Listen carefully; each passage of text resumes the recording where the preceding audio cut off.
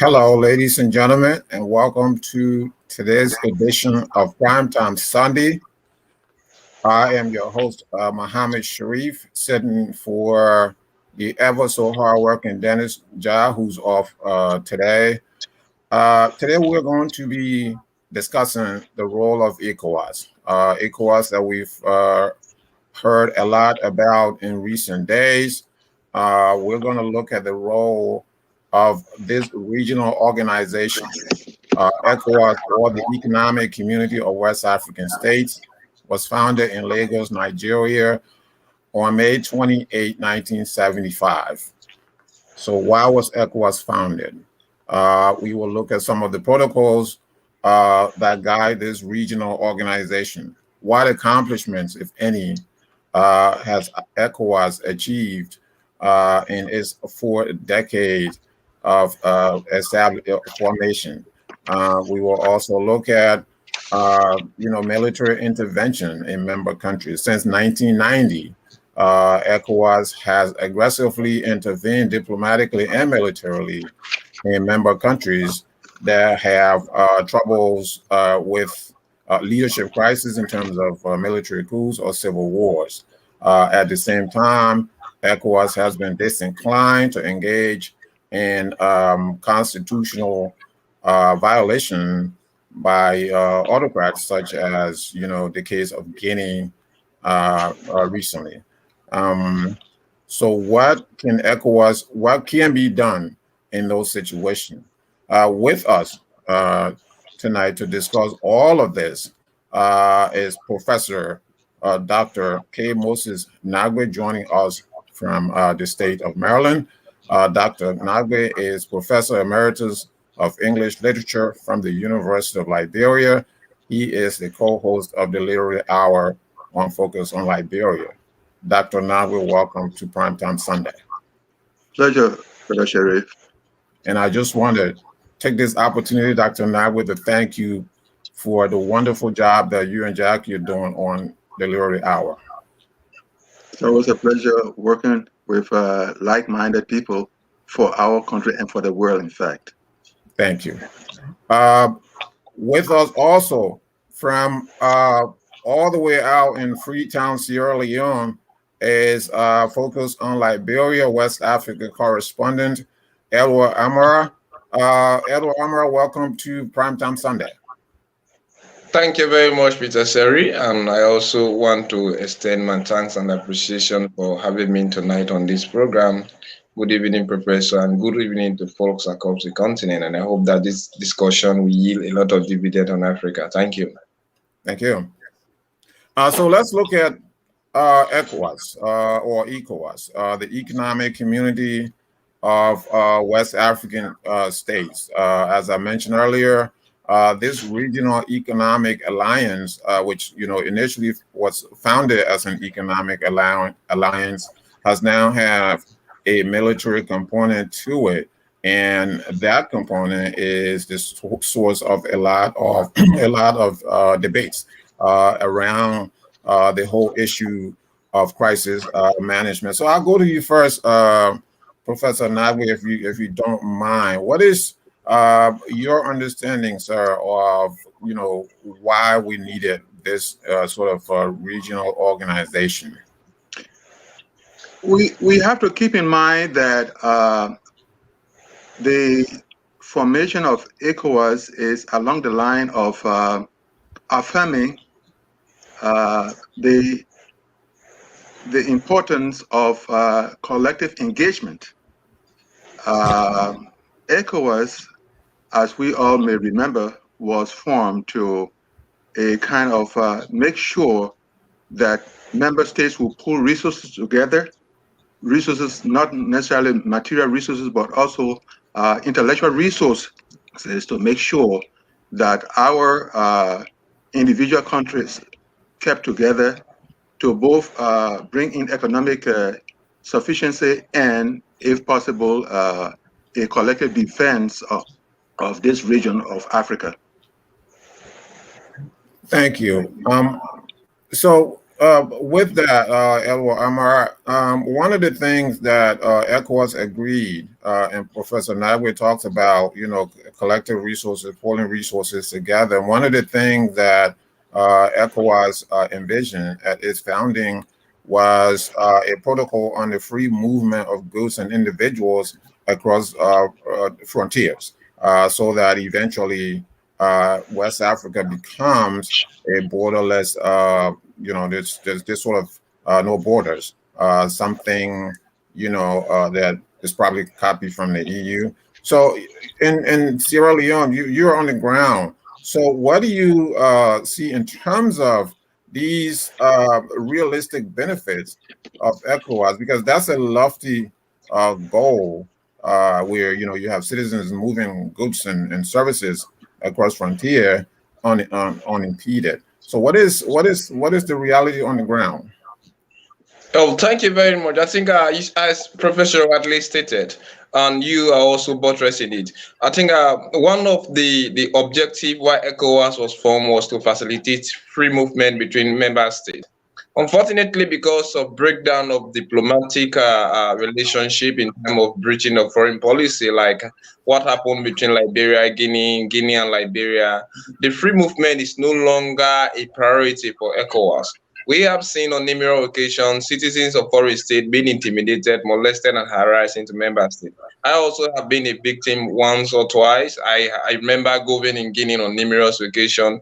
That free movement, which actually ECOWAS was established for this, to ensure that member states, especially if I'm a Sierra Leonean or a Liberian living to go into Guinea, although Guinea is a francophone country, but as long as I am from a member state which belongs to ECOWAS, I shouldn't be harassed, intimidated, or extracted money from unlawfully.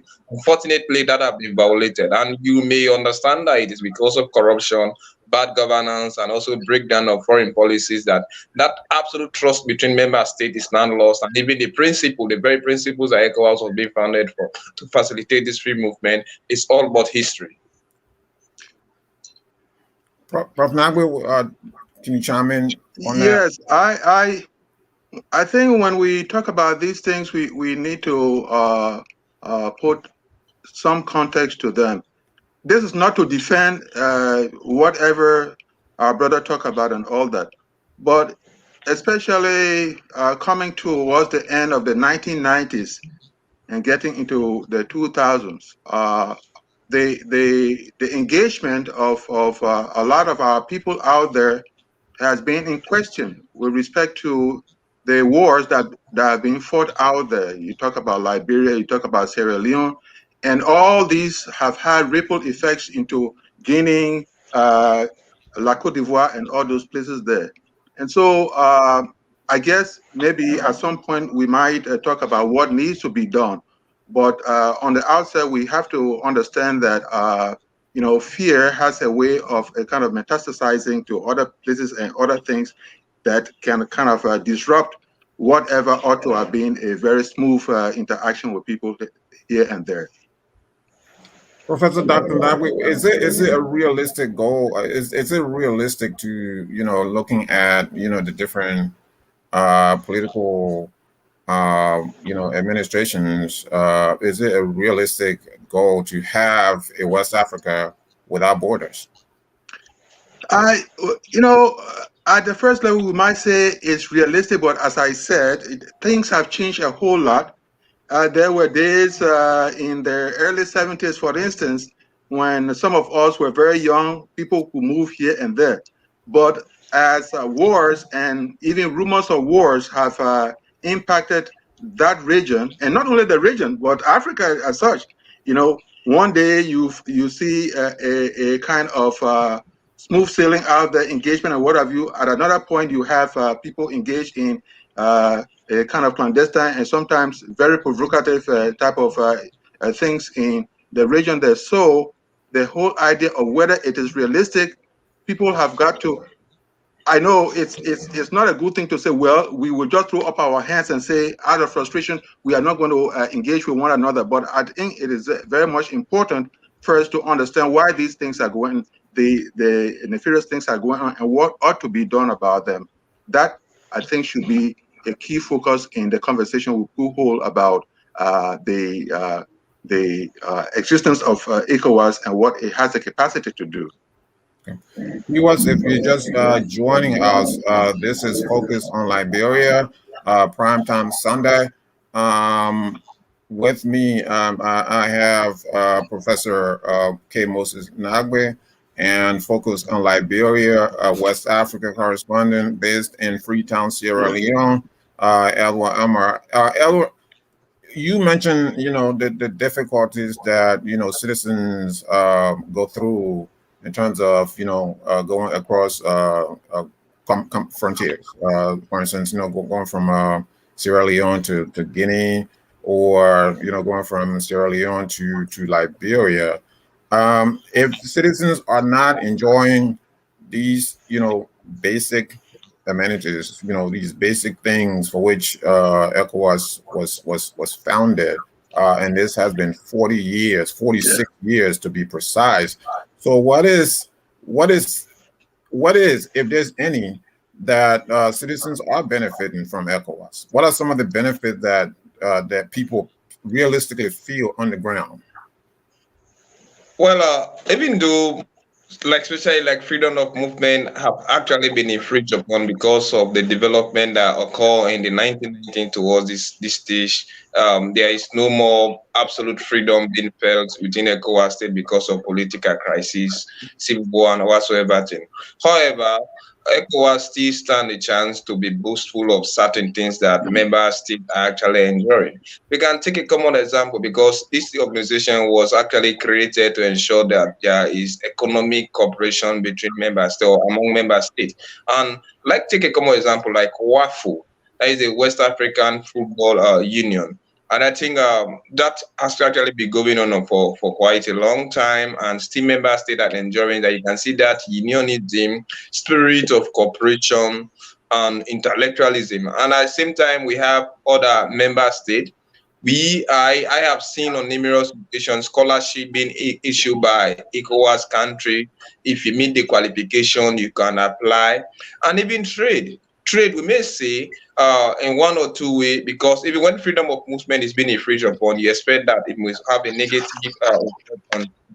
However, member state cannot survive effectively without having that trade, that international trade among themselves. I live in Sierra Leone, and I know because of the civil war that took place in Sierra Leone and also Liberia. Liberia is my motherland. Most of our staple food in time of that economic connection actually based in Guinea. So you may see a lot of traders living from Liberia to heading to Guinea, and living also from Sierra Leone heading to Guinea. However, as Professor widely stated, because of lack of diplomatic or of trust, especially when it comes to security. Especially when the election took place in Guinea in 2020, I saw Lansana, Afcon detained president now. He automatically closed the border, accused Sierra Leone of facilitating the opposition win of policy in order for them to win the election, just because the vice president here is a Fulani, and the main opposition leader over there is a Fulani. Sierra Leone share border in the northern part of Guinea, and there's a connection of those tribes over there. And it was widely alleged that some Sierra Leoneans who are Fulani by tribe went into Guinea to participate into the vote. So there was that kind of diplomatic trust. And even after the civil war in Sierra Leone, we saw ECOWAS intervening into a situation like Yenga, that is part of the land district. Guinea forcefully seized that land. But yet, there is economic cooperation. At least people are living from one place to another, and WAFU. And we're also seeing that intellectualism is being exchanged, like offering a scholarship to students who actually meet the requirement. Though the organization may be somehow condemned, but all of those things, citizens are enjoying it because they are part and parcel of the organization. As just you mentioned Yenga, has that issue been resolved, or is still under arbitration? Well, it has been resolved. It has been resolved based on the dispensation given by ECOWAS and also UN. However, you understand that Sierra Leone is a little bit smaller compared to Guinea, and militarily Guinea is stronger than Sierra Leone. The issue in theory it has been resolved, but in practical it is not. Each time there's a kind of political upheaval in Guinea, you see the Guineans will definitely come and reoccupy the area. So except another negotiation comes in. But we have Sierra Leoneans who are actually living in Yenga, and they are being what monitored by the Sierra Leonean government, supervised. But each time they have any economic, political or whatever in Guinea, those Guineans will just come and invade the area and try to put on the flag and do whatsoever thing. But for now, as long as there is political stability to Guinea, the area can be under Sierra Leone control. But each time there is a kind of mixed feeling in terms of politics in Guinea, be it campaign like the thing that happened, you expect those who are living within Yenga to be under threat and fear. Yeah. And Professor Mr. Yeah, Conde, the former president Conde of yeah, Guinea, that's right. he did close the border not only with Sierra Leone because of the ethnic factor. He also closed the border with Senegal because the president of Senegal is also of the Fulani ethnic group. So, Professor Nagwe, so if we can't even, if member states can't even come together on some of these basic things, it's been 40 years, almost, it's almost have a century. So what can be done?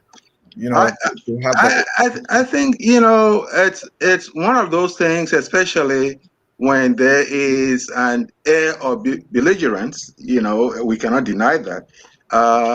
I think the institution, the ECOWAS secretariat and the courts and all those need to a kind of revamp their activities. There has to be what one calls vital vigilance. And this does not have to come from just one state.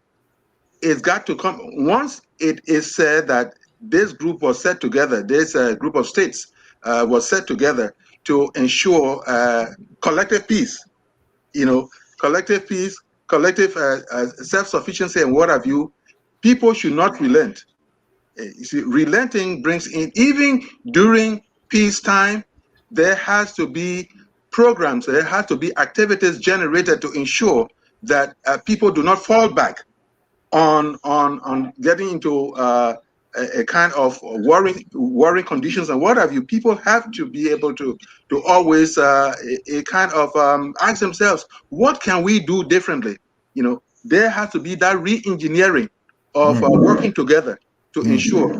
My brother Amara was talking about sports, for instance. Even though we say that sports may be at the lowest rung of what people need to work together, but sports has a way of kind of impacting the engagement and re-engagement, peaceful re-engagement of people here and there. I think that should be another part of it. The other day I was looking and I saw there is a program of what is called I'm getting it, but Queen contest and all. But these things, as I said, these things may sound insignificant and what have you. But at the social level, when people begin to engage and what have you, gradually it gets to the political level. Also, there has to be the intellectual level where various institutions, various higher institutions of learning will be able to a kind of engage in such a way that, well, at a point it will be said, well, we are the same people. Once the spirit of we are the same people gets into the picture, I think we can begin to make progress. And the progress may not be all too significant at the time or very prolonged at the time, but at least the very fact that it begins, that is very much important. That's how I see it. Absolutely, absolutely. I remember, when we were growing up, Barrow, if you were a member of Barrow, if you were a fan of Barrow, it didn't matter if the next person was Crown or Bassa or Vide. It didn't matter. We all came together that Sunday to support our club. So that's an excellent point. If you're just joining us, this is Primetime Sunday on Focus on Liberia. My guests tonight are Dr. K. Moses Nagwe, Professor Emeritus of English Literature from the University of Liberia. Professor Nagwe is the co-host of the Literary Hour on Focus on Liberia. Also joining us is our Focus on Liberia, West Africa correspondent, Elwa Amara. Professor Nagwe, I still want to go back to you. So do you think that there is a need for a regional organization, regional institution such as ECOWAS? Yes, as I said earlier, I think it's very much important. We live in an interdependent world, and especially with a lot of sad things going on around the world, it is important for people to hold together in the case of health, in the case of education, in the case of economics, to a kind of always brainstorm and bring out some of the best ideas to be able to hold a whole group together instead of doing it individually. Because if you go individually, it comes to a point where you are stuck. And once you are stuck, when you get to a point where you are stuck, to whom are you going to turn?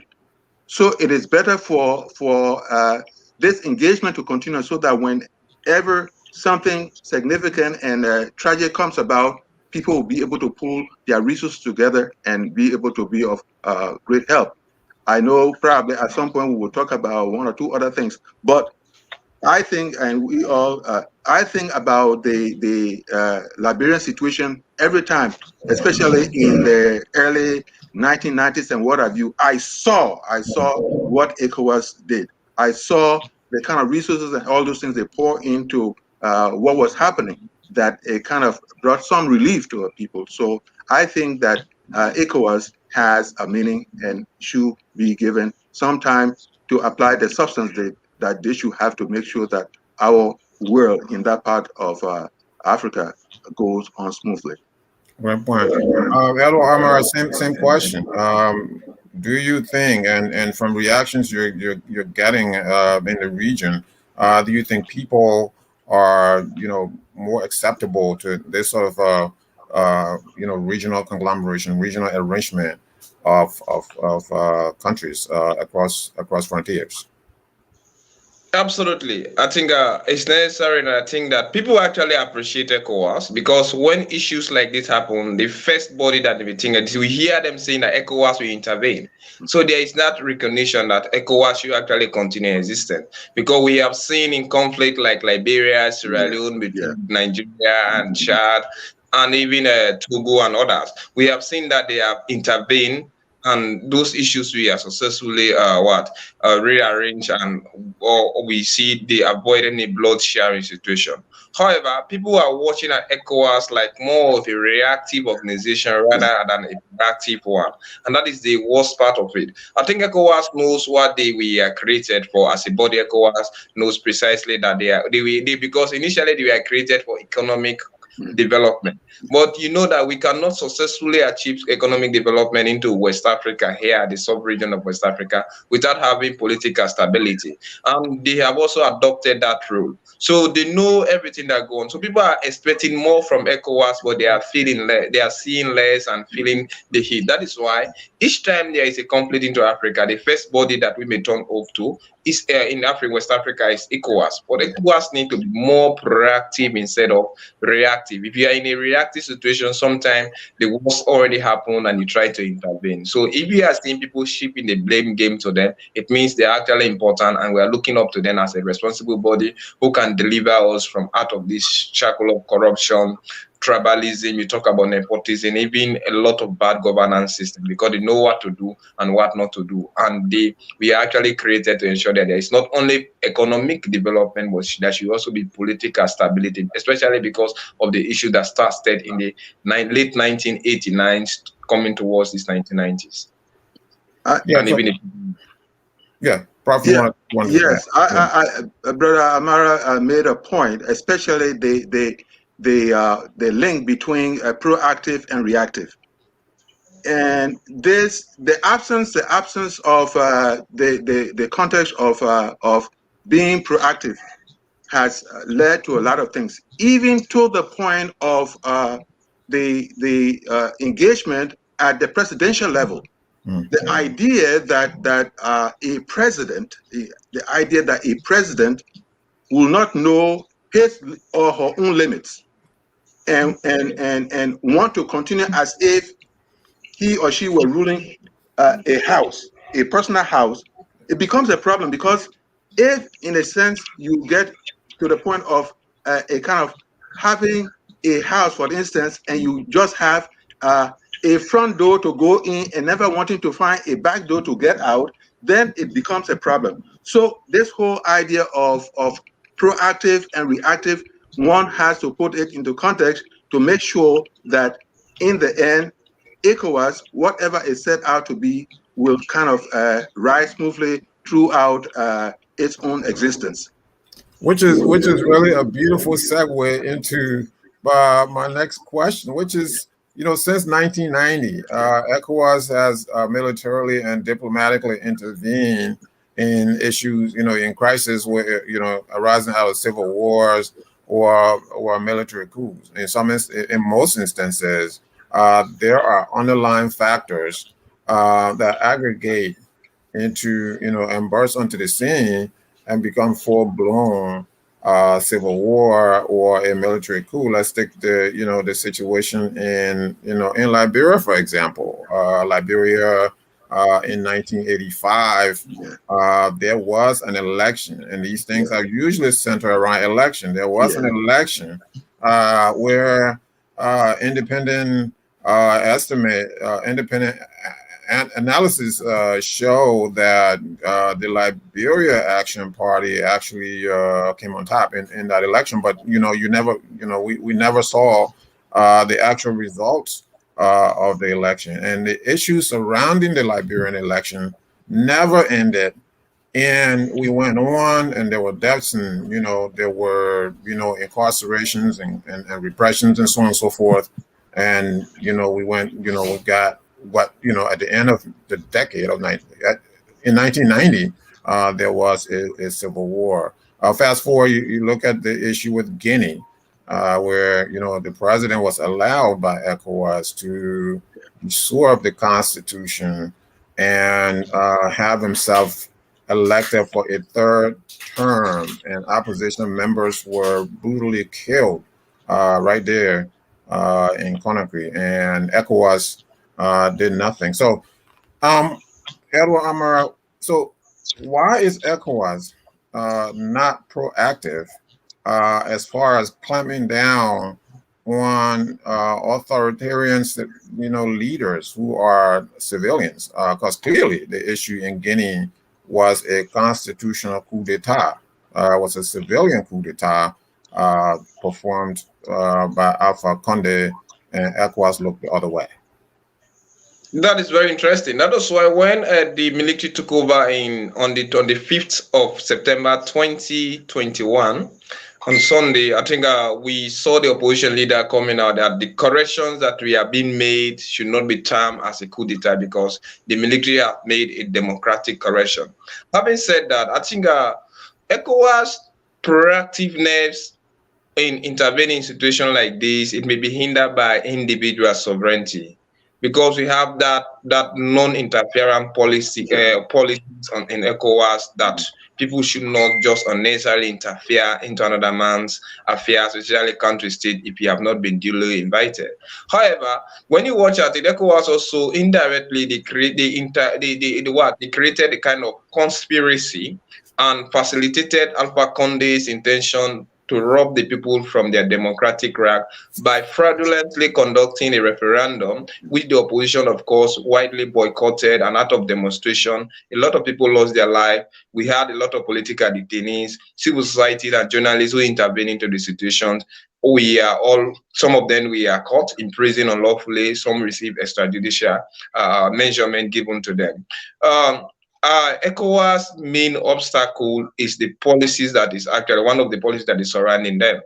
And with the issue of Guinea could have been averted if Alpha Conde would have been advised, strongly sanctioned by the body itself, and not to continue the amendment of the constitution. Unfortunately, the seated observed him, created, or he masterminded a kind of constitutional coup. Some of us were expecting a civilian coup d'etat. Unfortunately, the military took over. And in a situation, sometimes they usually quote this word that when the people are felt crushed by their own government, it's up to the military to intervene and seek the freedom of those people. I think the major problem about ECOWAS failure to intervene is that particular policy, that non-interference policy into somebody's sovereignty. Maybe ECOWAS can come back to the drawing board and see what to do, because we all know Alpha Conde was a professor. We were expecting him to be somebody who's well disciplined, who should come and maintain the tenet of democracy. Unfortunately, he abused it, deceived the people, and even amended the constitution and tried to follow the rule of his predecessors. That was great violation. That was why when he was overthrown, they say he was being overthrown for corruption, endemic poverty, and abuse of the principle of democracy. Maybe ECOWAS should have a rethink of these things and see how they can protect themselves. And because now people are viewing them as people who only facilitate their brothers to maintain, keep being in power and abusing the very constitution that come with them into power. Yeah, Dr. Nagwe, but to Amara's point, I know that in the founding protocol of ECOWAS, it is illegal to use illegal means to hold power, to come to power and hold and maintain power. So if that is the case, the Guinean situation with Alpha Conde in 2020 was a violation of the ECOWAS protocol, don't you think? Yes, of course. First we'll talk about this whole thing of a non-aggression protocol, and then they have mutual defense assistance. Those things that we talk about, I'm reminded of the late Julius Nyerere. Julius Nyerere was often against this whole idea of certain states holding to the respect of sovereignty, almost like a Bible, to a point that people will watch other things going on in other states and they will keep mute until things will blow up. I think there is a need for people to recognize the fact that an institution like ECOWAS has not one state, but a number of states. And the need to pay respect not only to the leaders, but also those who make up each state. In other words, what has happened here is that the people at the top there have kind of decoupled the head and the body. They have intended to respect only their heads who tend to be like them and forget about what is happening to the body. In other words, to the citizenry and what have you. There has to be a way. In fact, a couple of times they have revised the non-aggression protocol. They have also revised this thing about what is called a mutual defense and what have you. As I said earlier, there has to be an engagement all the time. There has to be an engagement all the time with the various parts of ECOWAS as an institution to ensure that there will not be certain people who will kind of behave badly. That's because what happened in Guinea was a guy behaving badly. And why would people not disrespect educated people? Right. There you have a professor. There you have an educated person. Why would he go to the point of wanting to extend the term of the presidency, contravening the constitution and all that, and still be looked at as I guess in some corners they might have engaged with him to say, well, guy, don't do this and what have you. But to make it official, to make people understand that, hey, this guy, what he is doing, he's on his own, and therefore he's got to be brought to a stop. Nothing of that sort has happened. And I think there has to be a way of a kind of enhancing or revamping the protocols that have been governing ECOWAS to make sure that these things do not go unpunished. You did mention something about even what happened in Liberia. Perhaps had Dr. Doe, got to a point of understanding that, hey, you are one person and you cannot really, like they say, you cannot defeat a dozen. He would have been alive today and Liberia would have been in a different place today. Here we are talking about, we had that in Mali. Here we have it in Guinea. And of course, the whole idea of what Brother Amara said about proactive versus reactive. If ECOWAS had been proactive, obviously it would have been a little change and we will not be at this table talking about what's happening in Guinea. Yeah. And and Alpha Conde, he's like 200 years old, right? Yeah. And then served 2 terms in office. The Constitution clearly stated that it will be 2 years. Yeah. I mean, 2 terms of 5 years, which is 10 years in aggregate. If you wanted the re-election, which he did win re-election. And then not only that, he also changed the Constitution from 5 years, 5-year presidential term to 6 years, and rewind the clock. And one of the interviews, he said, well, they asked him, why didn't you do this before in your first term? And in a kind of which I thought was almost like a comedy, like I was watching a comedy show. He said, well, I couldn't do it because Ebola came. And we couldn't do anything. We're just busy with Ebola. And this is the kind of reason that ECOWAS will accept. I mean, I find it hard to believe that this is the kind of reason that ECOWAS leaders will accept. And Mr. Conde thereby went on to have himself elected. The election itself was very fraudulent. Yeah. And the people were divided along ethnic lines, tribal lines, and all of that stuff. And then the thing is that when these negotiations occur, and I find it very interesting that, these are the very guys like Conde and, Ouattara, they go out, they are the negotiators, right? So, in Mali, Conde was, in the front line, he was going to negotiate in Mali. So that is, not a serious negotiation, because now, how can you have, so for instance, someone is accused of being a criminal, right? So someone is, a robber, for instance, for lack of a better comparison. And then you take the same person, this is the same person you're going to put in the street as a cop. Yeah. So the person who just robbed the bank, you hire him the next day, and now he's going to be the cop to maintain peace. And so therein lies some of the issues that ECOWAS, West Africa continue to have. But Edward Amar, so on the ground in Sierra Leone, what is the reaction to the military takeover in Guinea? As you mentioned earlier, Guinea is a powerful neighbor, both militarily and economically. So what is the situation? What are you hearing on the ground?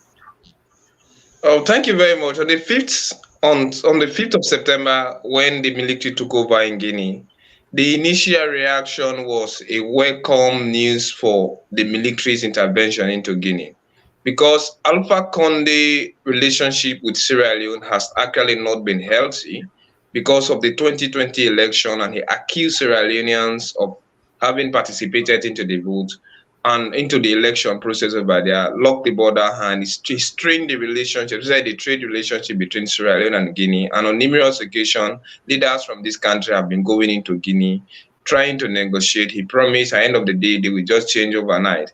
That was one. Then, like the Guinean government accused Sierra Leone of participating into that particular election. The bulk numbers of the Fulanis, some are Kissis, I am a member. Then some are also like the Mandingos. We have cross-border relationship because of our geopolitical, our geographical location, and that cross-boundary tribal interaction. So there was that kind of strenuous relationship between somebody living from Guinea to come into Sierra Leone. The situation was not actually normal. So you may see that most of those people who hear about it, especially like among the Fulanis, they were actually happy because Guinea political setup is deeply divided. It is between the Fulanis and the Mandinkas, and the Mandinkas also have the Kuninka, and those the Mandingos in general, they have the Kuninka and the Mandinkas, and the Mandinkas were the one in power. So you may see that provocation. However, there were also fear expressed because we all know military, when they take over, the first thing they suspend the constitution and they rule by decree. And we know that Guinea has actually tasted a lot of military regime. And we know the capability of military in time of situation. They can be very unpredictable, unscrupulous, they handle issues on their own whims and caprices. So people felt that if the military is to take over into Guinea, then our situation in Sierra Leone and Liberia is going to be frustrated more. Right within 24 hours time, we saw domestic goods prices going up because we depend on Guinea for certain things. So it was just a kind of mixed feeling. However, in the nutshell, people were actually happy because Conde is going. Conde was like a violator, and they view it that way. That was even in Guinea. We communicated with a lot of our friends over there. Instead of people condemning the coup, they were actually appraising the guys, trying to praise them for whatever thing they have done. So it was just a huge surprise. And I am a bit happy about the reaction of ECOWAS, because if they can go ahead to sanction Guinea per se as a country, I think it will have a concomitant impact on the people's life that we saw. Because Conde per se, can Conde violated the constitution, he came into power, and if you can go and lay sanction on Guinea as a type of economic sanction, then those that we think that would have been protected will be the same people continuing the suffering. Surprisingly, they took somebody to go and do the negotiation, like Ouattara. We all know Ouattara violated the same thing that Conde is doing. He's a prime minister die globally. Does it mean that no other educated, well-intelligent, and mature person can take over except he come and manipulate again, continue to? So Ouattara going to Guinea to do that negotiation was another abuse of democracy. You cannot rob it. It was actually wrong. So all of those things are there. But for now, I think there is a kind of stability. There is hope. And everybody is thinking that very soon Guinea situation will normalize and we try to have that same brotherhood nature. You're watching Prime Time on Focus on Liberia. We will take a short break. We will be right back. At Focus on Liberia, we discuss everything Liberia, from education to politics, arts and culture, entertainment, agriculture, history, religion, family, and technology. Focus on Liberia uncovers and showcases the best of Liberia and shows the world the truth about Liberia. We educate, elevate, and promote all things Liberia. We conduct interviews, panel discussions, debates, and more. Tune in to Focus on Liberia on Facebook and YouTube and be a part of the stories that make up the news. This is Focus on Liberia, and I am Dennis Ja. Ladies and gentlemen, viewers, we're back with our panelists, our guests. This is Focus on Liberia. Primetime Sunday. Today we're discussing the role of ECOWAS in the economic, political, and social life of the people of the West African region. ECOWAS is a regional organization grouping 15 West African countries. ECOWAS was founded in 1975 in Lagos, Nigeria, initially with 16 countries. In the year 2000, Mauritania withdrew her membership from ECOWAS. We left off talking about local reaction, Dr. Nagwe. In your view, Liberia, and what do you think? What do you suppose Liberia relationship with ECOWAS should be? I know you mentioned earlier how Liberia benefited from the ECOWAS intervention in the 1990s. And so, with regards to local reaction, what do you think? Are local people appreciative of those accomplishments, or it's the other way around?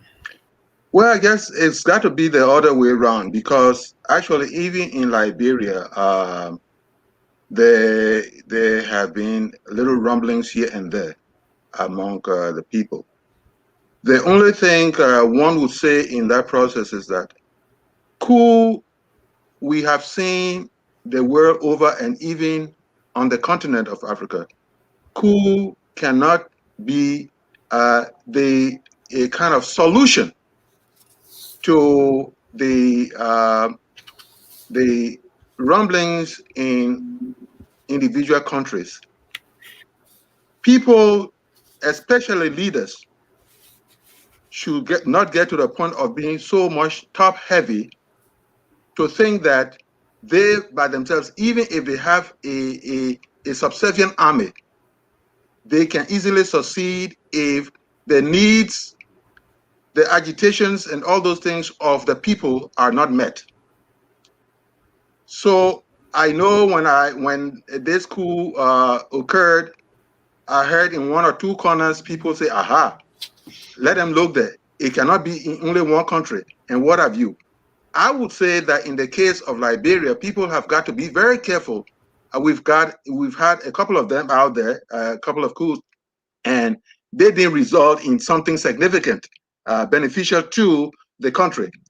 And therefore, if you are asking the question, well, what should people be thinking? It is very much important that people learn from the occurrences like the coup we are talking about in Guinea and try as much as possible to engage in that meaningful dialogue that will ensure that people's complaints, people's a kind of pent-up feelings are going to be settled in the most amicable way. To ignore what is going on in the country and think that somebody can continue to be the strong man and all that, eventually it cannot serve the country. I know that at the beginning, when these things happen, the people can kind of be in euphoria, but euphoria eventually cannot put food on anybody's plate. Euphoria cannot put gasoline in anybody's car and what have you. All people need to keep in mind is that if it has happened anywhere, don't say it can't happen here. It's easier for you to say it can't happen here. And the more you say it can't happen here, that is when it can possibly happen. So in the case of Liberia, for instance, in the case of Sierra Leone, people have got to look at things, study them very well, and take the actions that will bring relief to not only the leaders, but also to the general citizenry of the country. It's very much important that people take that into action. Thank you. Professor Nagwe made an excellent point. Since 1963, there has been 51 successful military coups in West Africa. Going back to 1963, when Etienne Iyadema, little known as Nasingwe Iyadema, overthrew and brutally murdered Sylvanus Olympio in Togo. Ever since then, there has been 51 successful military coups, and I'm not going to get into the unsuccessful coup d'etats because that's over 100. We've also have about a dozen civil wars in between there. Some of them very, very brutal, like our own in Liberia and one in Sierra Leone. So talk to me about that dynamic where you have the ECOWAS region where 1/3 of all Africans living on the continent live in an ECOWAS country. You have over 300 million people living in the ECOWAS region. So what is going on here? Talk to me about that dynamic. Unmute, please. Thank you very much. We are living in a state of phobophobia in Africa, a fear of fear. We don't know what may happen the next minute. Coup has been part and parcel of African problems since early independence, the 1960s, coming towards the 2000s, we have seen a lot of coup d'etat taking place into Africa. However, the established factors for coup d'etat are endemic corruption, the urge to stay long in power, promotion of tribal dynasty, and all other things have entertained the military involvement into coup, and a lot of people who have actually been the victims or at the suffering end have actually supported these things. And the major causes or things that could be apportioned to it, we are what I rightly mentioned. However, coup is also sending a message to people who have the intention of staying long in power. Of course, we may condemn definitely what happened into Guinea. It is on democratic principle, it is definitely not good to entertain. But in the first place, Conde also wouldn't have done what he did, because each time you strike somebody with a force, expect that person also to repel you. That is exactly what happened into Guinea. Maybe like what happened into Guinea, I know Quattara, who actually went on a peacekeeping mission. I don't know what, an intervention mission, trying to take the Guineans to release Conde. And yesterday, Mamadou Doumbouya told them practically clear that they are not ready to release Conde. Even if Conde is going to be, Conde is going to be released, he's not going to be given an exit throughout of the. He's not definitely safe, because he knows what he did to maintain himself into power. So coup has actually been seen from the outside, a democratic principle that is a solution to solving this particular problem. Unfortunately, they have not solved African problem, because the military tend to do exactly what they condemn while they were in power. Look like, let us just observe African in general. Look like Museveni, who has been in power over the past 36 years. He came into power, I don't know, 32 or 34 years, in 1986. When I was barely not born. And all of those things that he condemned is definitely implementing them. You look at Poor Bear, all of these things. So all of those things are not breeding any group, because there are certain young people who are maybe in Uganda. If I'm in Uganda, I wouldn't have known any other president rather than Museveni. So you cannot continue to live under the philosophy of Museveni. So the endemic corruption, the urge for them to stay into power. And I think in the 21st century, as we are now living in, perhaps with the importance of sharing of information, and the world now is a bit sophisticated compared to then, you are seeing certain things are no longer going to continue happening. We saw what Yahya Jammeh wanted to do. Adama Barrow won the election, he congratulated him, and later on he said, no, I have not agreed, but I'm going to rerun the election. And people intervened. I think ECOWAS did a very good proactive venture by threatening. Because Gambia is a very small state. We saw what Ghana and Senegal did. They surrounded him and the idiot went away. So why are we saying this? That he corrupted everything. Maybe that would have been done in the case of Alpha Conde. Tell him that we are going to withdraw. But they contributed into international conspiracy by accepting Alpha Conde's referendum. And can you imagine, over 10 head of state in Africa per se, and over 11 UN members went to attend, or international organization members went to attend his inauguration ceremony. So why are they condemning it today? They sat down and allow everything to go on wrong. So these are the presidencies that actually happen into Africa. And this generation now, we are no longer living on the philosophies of those who corrupted and bastardized everything today. Maybe we have positive radicals and we have negative radicals. And the situation in Africa is all green for issues like coup to take place, a war to take place, because we are poor, we are ignorant, and we are not educated.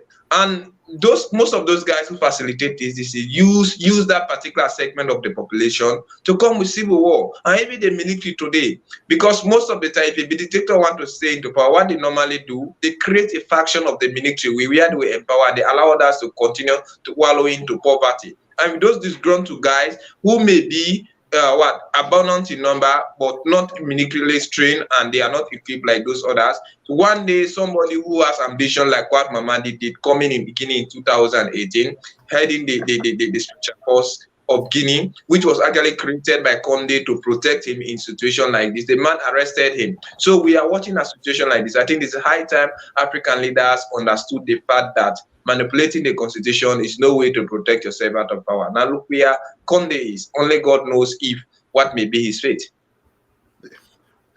Thank you. At this time, we will take some comments from our viewers.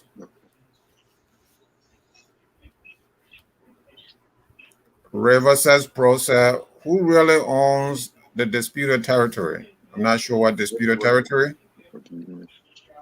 River says Pro also said land disputes between countries is complicated to settle. I guess he's talking about the dispute between Guinea, the ongoing dispute between Guinea and Sierra Leone.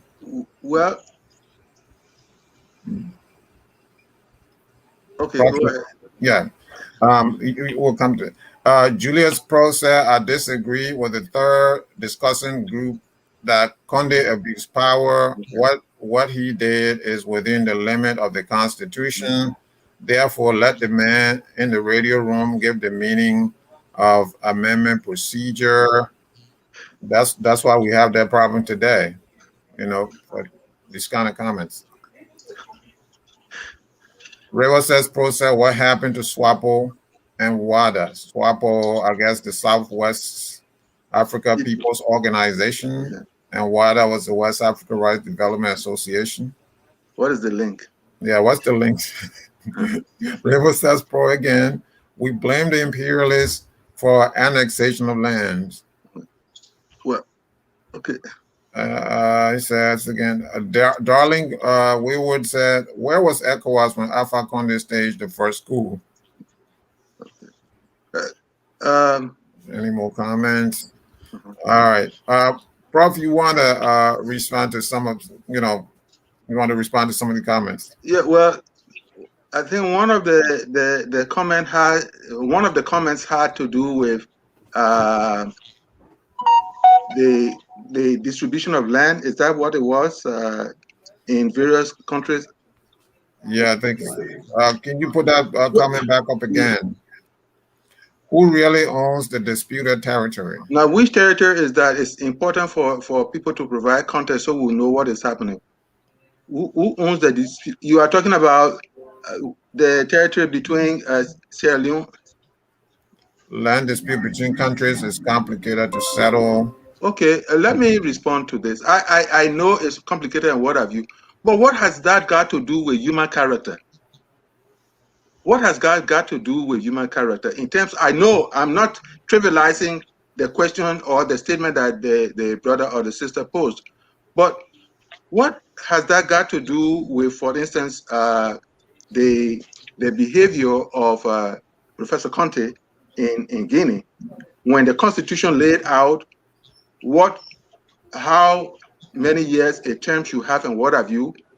He served 2 terms, and he wanted to go for another term.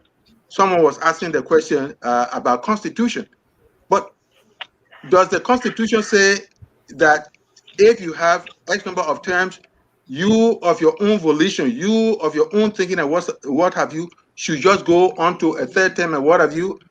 Would it be a thing that people want to engage in? And the other thing that I heard Brother Amir talked about, which had to do with this whole idea of collusion. Here you had a president. Well, he did whatever he did, and people came from various parts of the world and went to participate in the program concerning his inauguration. Yes. If such a thing happens, a thing which has to do with someone contravening the constitution of a country, the constitution, which is the foremost body of laws of the country, if someone contravenes that, why would organizations from different parts of the world, the UN or what have you, why would they want to go and participate in a program as a way of kind of clapping hands, celebrating whatever he did? I think collusion has a way of a kind of inspiring, motivating people to go ahead and do whatever they want to do. I think, therefore, people have to be very careful in terms of, even if they go out there and engage with this person and he says no, after that, nobody should be able to abet whatever he did by a kind of participating in programs set up to celebrate whatever milestone, political milestone he may have gotten into. Yeah, especially the Constitution, which you all agree is the organic law of the land. And for one leader to usurp that right, the Constitution infringe on the rights of everyone else. to really be unacceptable in 21st century Africa. Edward Amar, you so do you have responses to our to the Yeah, comments earlier? I saw somebody saying One Conde second. never. 1 second. Someone says, "Can you please ask your Sierra Leonean correspondent if this can be applicable to Liberia?" I'm talking about the coup. I mean, this is not really acceptable. We're not talking about Liberian situation. We've not gotten to that point. In fact, George Weah has, I remember there was a proposition to reduce the presidential term. So nothing that I have seen in Liberia that suggests that this is the Conde situation totally different. So go ahead. Oh, thank you. I think somebody said Conde never violated the constitution because he conducted a referendum. Maybe he is, I don't know, but objectively, you understand that his intention to run for third time, which the constitution clearly stated that it should be second time, was a violation of Guinea's constitution that brought him to power.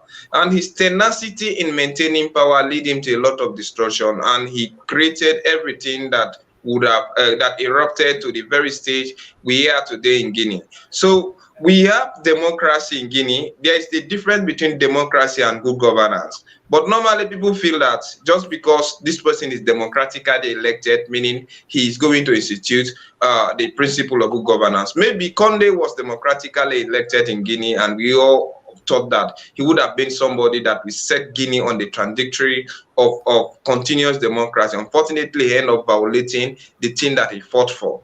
I think we must understand that there was abuse of power, there was violation of constitution. What he did was unconstitutional. So each time somebody does this thing, we are thinking that the unpredictable is definitely going to happen. Maybe what happened into Guinea wouldn't have happened if Conde had not decided to do what he did.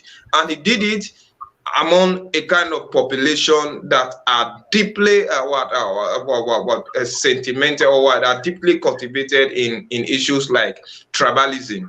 Because we know Guinea, when you observe Guinea per se, all about Guinea political organization is strictly based on tribalism.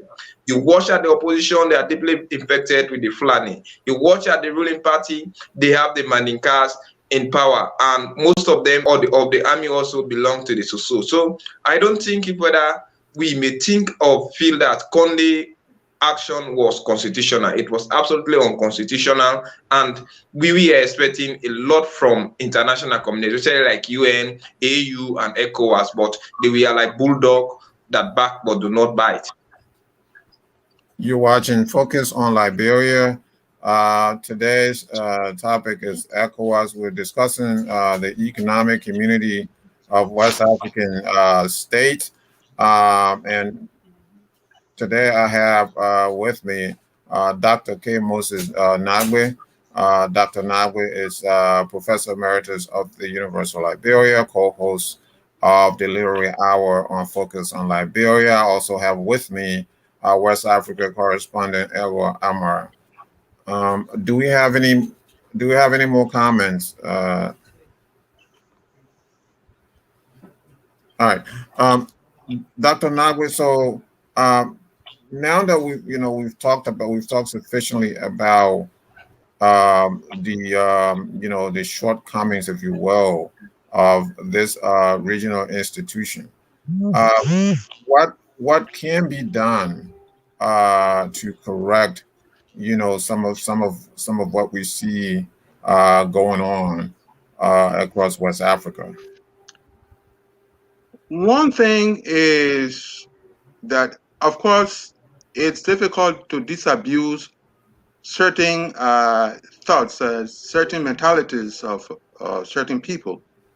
I know much of what has been going on in ECOWAS, especially among the states, is this whole idea of certain leaders wanting to be solo gladiators. There comes the element of I alone can fix it. and unless I am there, nothing else can be fixed. That mentality has to go. There is the whole idea of a leader thinking of himself or herself as the representation of the state. Louis XIV of France often said, "I am the state." The state is really me, and I am the state. And unless, especially in these changing times, except people understand that the state is a conglomerate of leaders and the citizens, except these people create a moment where there is a serious sense of dialogue, a serious sense of conversation, national conversation, to ensure that what comes out of whatever discussion they have will be that which will lead a country to a particular destiny. In other words, provide an environment of growth and development. People are going to have certain things to kind of disturb the progress of the country. And another thing has to do with, again, I come back to what Brother Amara said at some point, this whole link between proactive and reactive.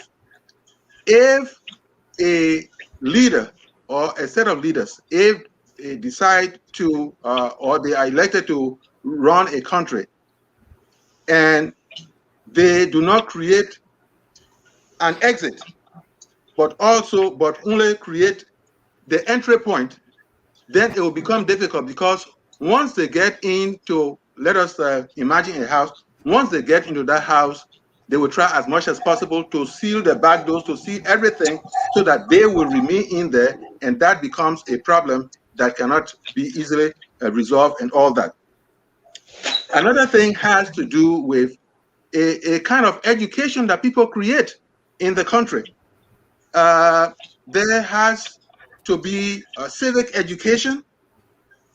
There has to be character education.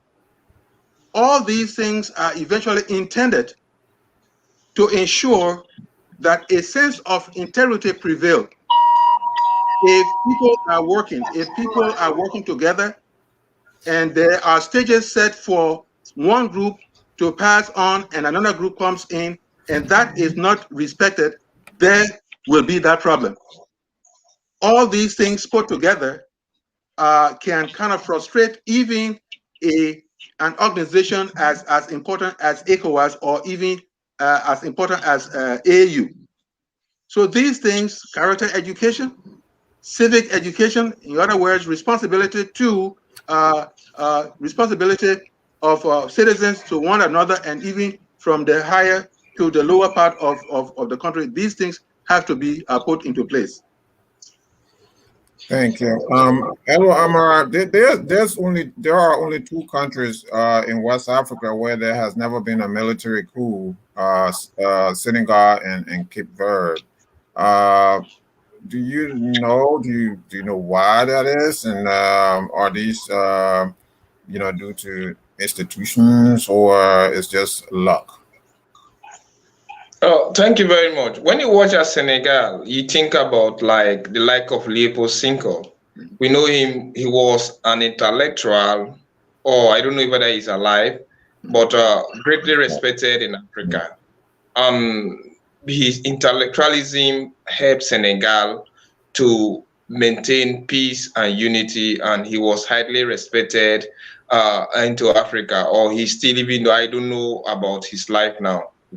But however, I think what normally facilitates military takeover is the type of education. Mind you, the three greatest enemies of mankind are poverty, illiteracy, and ignorance.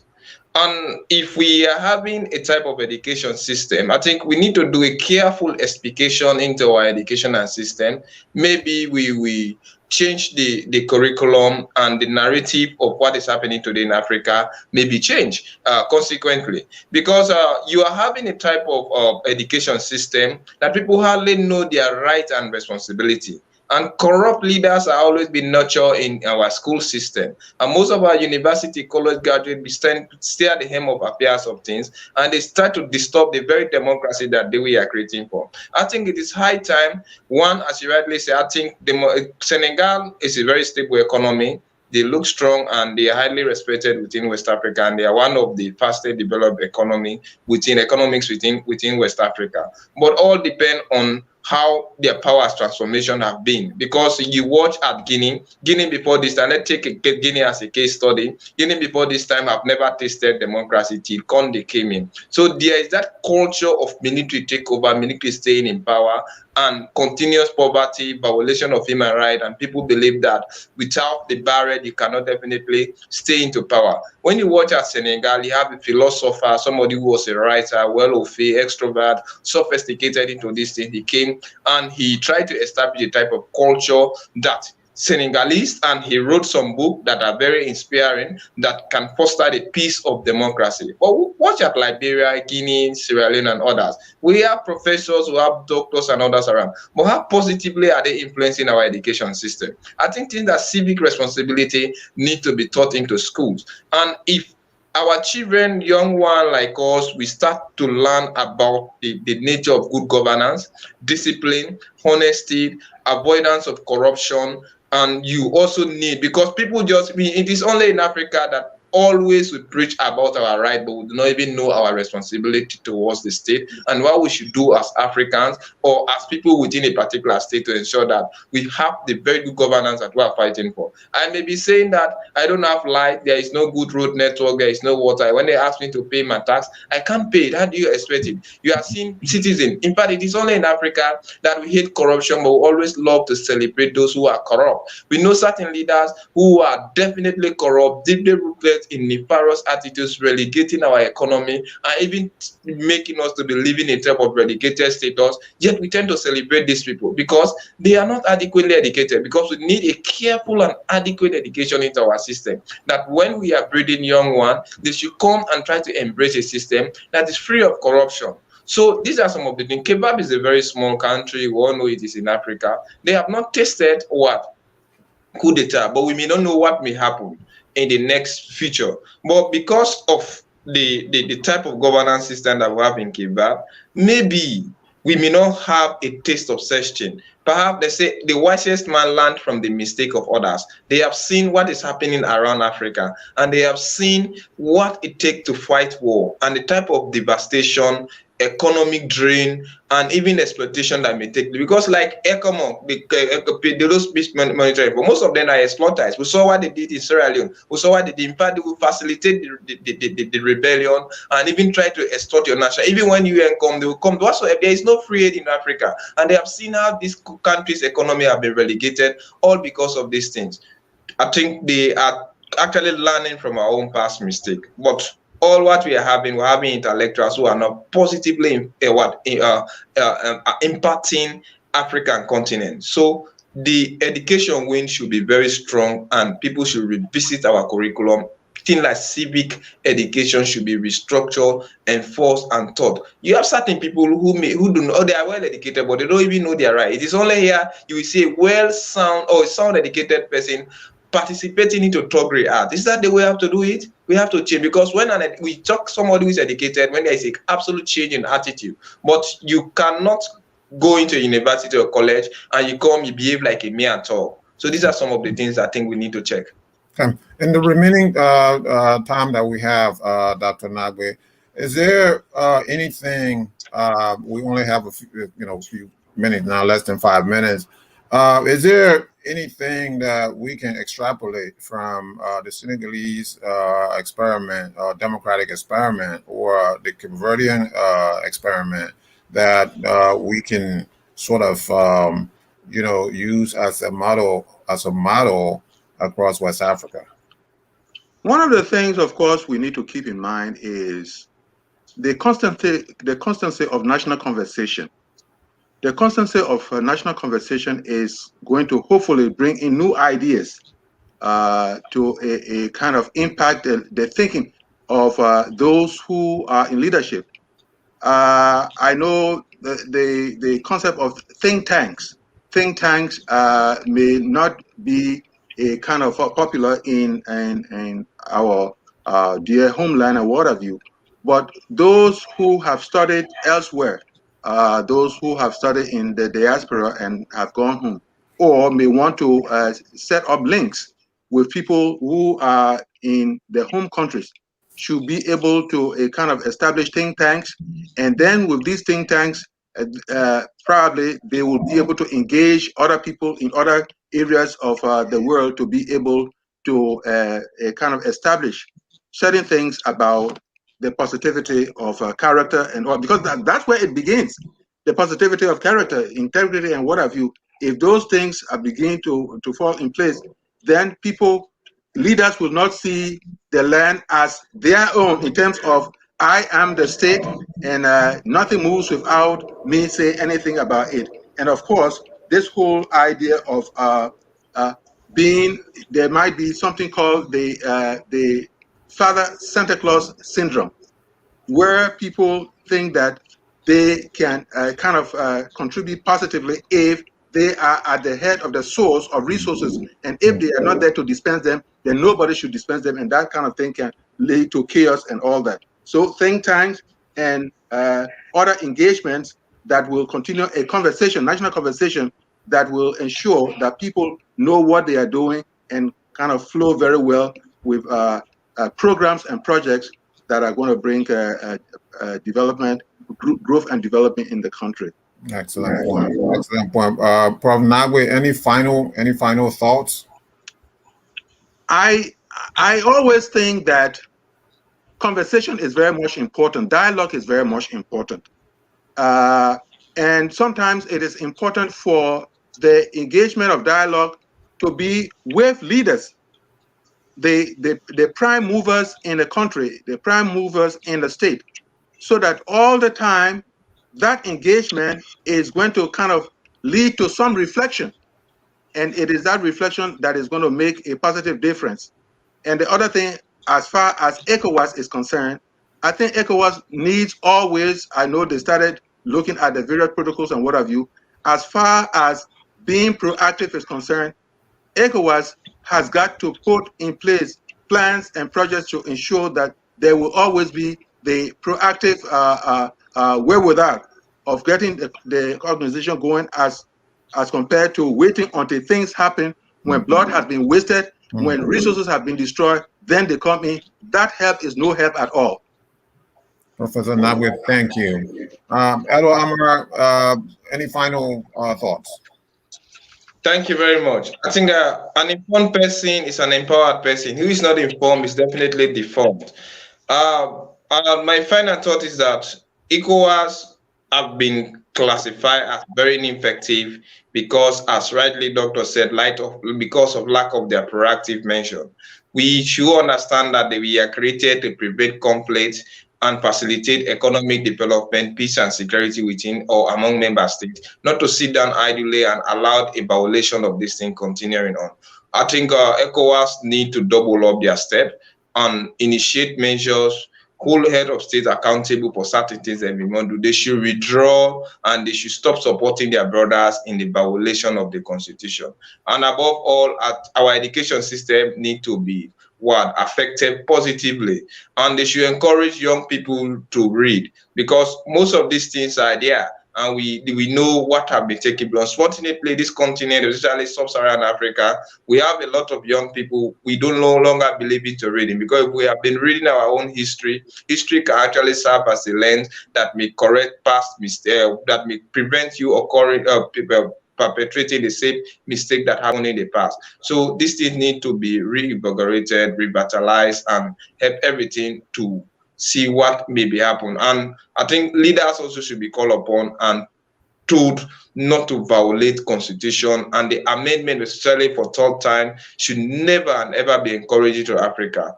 All ECOWAS leaders should not think that anybody who make an attempt to violate the constitution instead of amendment, they will ask you definitely to go out. Maybe our issue may be handled so. Thank you. Hello, Amara. Thank you. Thank you, gentlemen. Thank you, Professor Nagwe. Hello, Amara. Thank you so much for this really, really excellent presentation and, discussion on, the issue of ECOWAS. You've been watching Focus on Liberia, the most analytical online television. And this is we've reached the end of our program. And because this is Focus on Liberia, we talk all things Liberia. We also talk about Africa and all things Africa that's relevant to our own existence as Liberians. Whether you are a member of the CPP, whether you're a member of the CDC, or any other political institution, even if you're independent, whatever ethnic group you belong to, whatever religion you belong to, we are all Liberians. With that, I have been your host, sitting for the ever so hard working Dennis Ja. So long. Thank you. Good night. We are Liberia. Liberia is our home.